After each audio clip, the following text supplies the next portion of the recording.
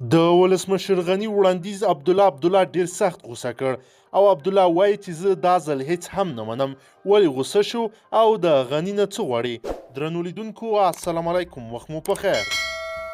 دا په داسې حال کې ده چې تېره ورځ ولسمشر غني عبدالله ته داسې وړاندیز وکړ چې عبدالله نه یې لاره ورکه کړه او په دوه کې پاتې کړ. عبدالله ته یې ویلي چې ته باید د صلح مشري واخلې او زه درته هر قسم امکانات تر پیسو پورې برابروم. دا خبره نه وه چې په عبدالله بده ولګېده. نو د عبدالله د ټیم یو تن ویان بیا داسې ویلي تر څو چې د ټاکنو پایلې لغوه اعلان شوي نه وي د جوړجاړۍ هڅې کومې پایلې ته نه رسیږي. فریدون خوازون دغه څرګندونې له تلویزیون سره په خبرو کې کړي.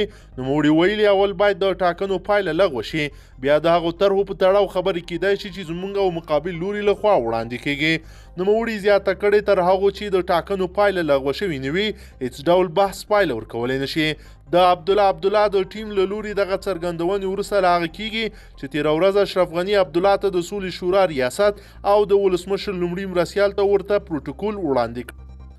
غني دا هم ویل چې تیار دی د عبدالله پلویانو ته په کابینه کې ځای ورکړي او دا ضمانت ورکوي چې ګمارل شوي وزیران به له دلیل پرته نه لرې کیږي.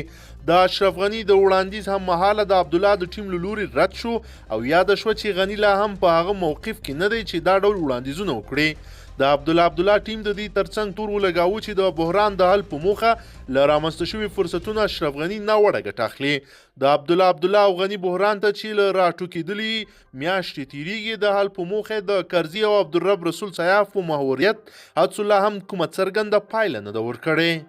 درنو لیدونکو د عبدالله دغه څرګندونو ته تاسو څه نظر لرئ؟ په کمنټ کې له موږ سره حتما شریک کړئ. که چیرې غواړئ چې ورته تازه او مهمو پیښو څخه ځان ډیر ژر او په لنډو کې خبر کړئ زموږ چینل سره سبسکرایب کړئ او ویډیو د سره حتما لایک کړئ. تر بل ویډیو مو په لوی رب سپارمه.